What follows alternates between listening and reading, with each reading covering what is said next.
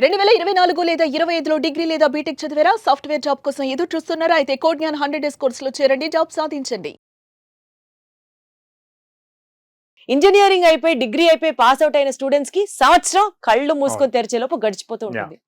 మీరేమో ఇందాక మాటల్లో అన్నారు 2 సంవత్సరాలు మాత్రమే ఫ్రెషర్ అన్న ట్యాగ్ ఉంటుంది అని అన్నారు. మరి ఎట్లా సార్? యూజువల్లీ ఇంజనీరింగ్ స్టూడెంట్స్ తెలుసో తెలియకో చేసే తప్పిదాలు ఏంటి మనం మాట్లాడుకుందాం ఇవాళ వీడియోలో. సో ఒక స్టూడెంట్ ఫర్ సపోజ్ 2025 ఏప్రిల్లో గనక పాస్ అవుట్ అయితే 2027 ఏప్రిల్ వరకు ఈ 2 ఇయర్స్ మాత్రమే ఫ్రెషర్ ఎలిజిబిలిటీ ఉంటుంది. కంపెనీస్ వాళ్ళని ఫ్రెషర్స్ గా కన్సిడర్ చేస్తారు. మీరు చెప్పినట్టు అట్లాగే చాలా మంది టైం వేస్తారు. ఇప్పుడు అక్టోబర్ వచ్చింది అయినా ఇంకా 2025 పాస్ అవుట్ అయిన వాళ్ళు జాయిన్ అవుతూనే ఉన్నారు. అయ్యో అక్కడ ఇక్కడ అనుకొని ఈ కోర్సా ఆ కోర్సా అని చెప్పి ఇట్లా కొంతమంది అయితే కాలేజెస్ లో ప్యాకేజెస్ వచ్చాయి. అంటే వాళ్ళని తర్వాత నేను కలిసినప్పుడు వాళ్ళు చెప్తే నాకు చాలా బాధేసి, ప్రాపర్ గైడెన్స్ లేక వీళ్ళు ఇట్లా అవుతున్నారు. కాలేజ్లో 12 lakhs 14 lakhs ప్యాకేజెస్ వచ్చి ఆ రోజు వాళ్ళ మైండ్ సెట్ ఎలా ఉంటుంది, నేను కాలేజ్కి 20 lakhs 25 lakhs ఫీజు కట్టాను, నాకు 12 lakhs ప్యాకేజ్ ఏందని చెప్పి రిజెక్ట్ చేసి ఇంకా పెద్ద ప్యాకేజ్ రావాలి, ఇప్పుడు మన దగ్గర జాయిన్ అయ్యి సార్ 6 lakhs ప్యాకేజ్ వచ్చినా చాలు అని. అది ప్రాపర్ గైడెన్స్ లేకేగా సార్. సో అట్లాగా మల్టిపుల్ అంటే ఫ్రెషర్స్ కి ఆర్ ఇంజనీరింగ్ చదువుతున్న వాళ్ళకి ప్రాపర్ గైడెన్స్ అన్నది ఇంకా చెప్పండి సార్ ఒక 2-3 ఎగ్జాంపుల్స్ ఇట్లాగా, so that people can correlate. అయ్యో మనం కూడా అలాగే చేసామి అనుకుంటారు. అది ఉంది మేడం. అన్నిటికన్నా పెద్ద ఎగ్జాంపుల్ ఏంటంటే 3 lakhs లేదా 3.6 అంటే 25,000 to 30,000 బేసిక్ శాలరీ వస్తే స్టూడెంట్స్ కాదు పేరెంట్స్ ఫస్ట్ ఒప్పుకోవట్లా. 25,000-30,000 ఎందుకంటే వాళ్ళ ఎక్స్పెక్టేషన్ ఎక్కువ ఉంటుంది. అయ్యో బాబోయ్. నేనంటాను మీరు శాలరీ గురించి ఆలోచించొద్దు, ఏ ఆపర్చునిటీ వచ్చినా త్వరగా కెరీర్ స్టార్ట్ అవటం ఇంపార్టెంట్. ఇప్పుడు మనకి ఇండస్ట్రీలో అండి ఫర్ సపోజ్ 24లో పాస్ అవుట్ అయ్యారు, ఇప్పుడు 25 1 year అయిపోయింది, ఇప్పుడు జాబ్ వచ్చింది, ఓకే జాయిన్ అయ్యారు. అదే తనకి 24లో క్యాంపస్ ప్లేస్మెంట్ లో 15,000 శాలరీ వచ్చినా జాయిన్ అవ్వటం బెస్ట్.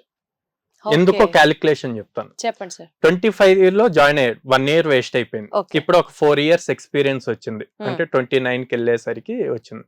అంటే team leader position senior position కి వెళ్తారు. తనతో పాటు ప్యారల్ గా ఇంకో 4-5 members ఉంటారు కాంపిటీషన్ లో.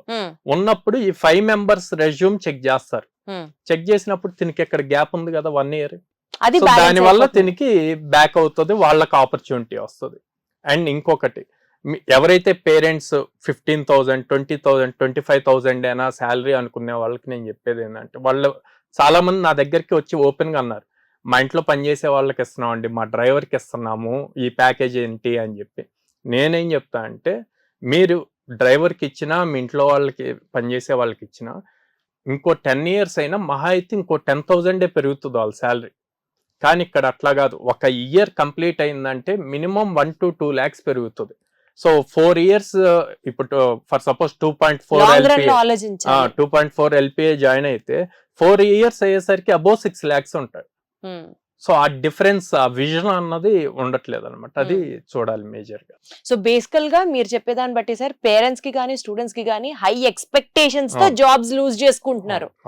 బట్ గ్రౌండ్ రియాలిటీ ఏంటంటే ఉద్యోగాలు రావడమే కష్టంగా ఉన్నాయి అంటారా సార్? అవును మేడం. అంటే మార్కెట్ సినారియో కూడా మనం చూసుకోవాలి. ఏఐ వచ్చింది, కంప్లీట్ బేసిక్ లెవెల్ జాబ్స్ అన్ని వెళ్ళిపోయినాయి.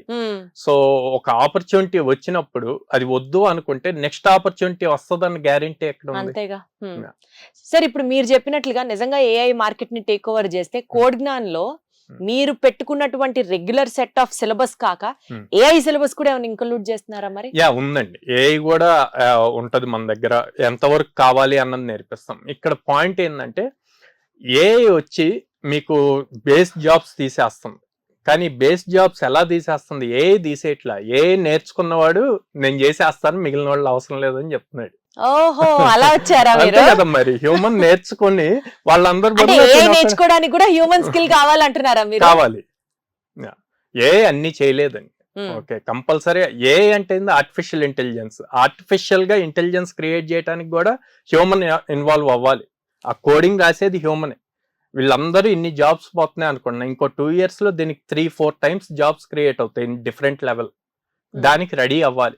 అంటే మీరు చెప్పేదాన్ని బట్టి సార్ ఇక్కడ రెండు పర్సెప్టివ్స్ కనిపిస్తున్నాయి నాకు. ఒకటి ఏఐ వచ్చాక జాబ్స్ పోవు, జాబ్స్ పెరుగుతాయి. అవును. కాకపోతే హ్యూమన్ ఇంటర్వెన్షన్ కి కావాల్సినటువంటి స్కిల్ ని హ్యూమన్స్ నేర్చుకోవాలి. అవును, హ్యూమన్స్ నేర్చుకోవాలి రెగ్యులర్ గా. ఇంకా everyday same job. For suppose morning వచ్చారు, ఈవినింగ్ ఆఫీస్ లీవ్ అయ్యే వరకు everyday pin to pin same job అనుకోండి, అది రీప్లేస్ అయిపోయింది ఏఐతో. మీరు కొత్తగా డిఫరెంట్ గా చేస్తూ ఉండాలి, ఇన్నోవేటివ్ గా థింక్ చేస్తూ ఉండాలి. అట్లా క్రియేట్ చేస్తూ ఉంటేనే ఏఐ మీ జాబ్ ని రీప్లేస్ చేయలేదు. సో అలాంటి క్రియేటివ్ హ్యాండ్స్ ఆన్ వర్క్స్ ని కోడ్ జ్ఞాన్ కూడా స్టూడెంట్స్ కి నేర్పిస్తుందా సార్ మరి? Obviously ma'am. ఇప్పుడు ఫర్ సపోజ్ ఏఐ ఉందనుకోండి, వీళ్ళు మనం జనరల్ గా పైథాన్ ఫుల్ స్టాక్ గానీ జావా ఫుల్ స్టాక్ గానీ నేర్చుకుంటారు. There are some tools, no need of write any code. Simple గా ప్రాంప్ట్ ఇస్తే మొత్తం ఫ్రంట్ ఎండ్ బ్యాక్ ఎండ్ అంతా కూడా అదే క్రియేట్ చేస్తుంది.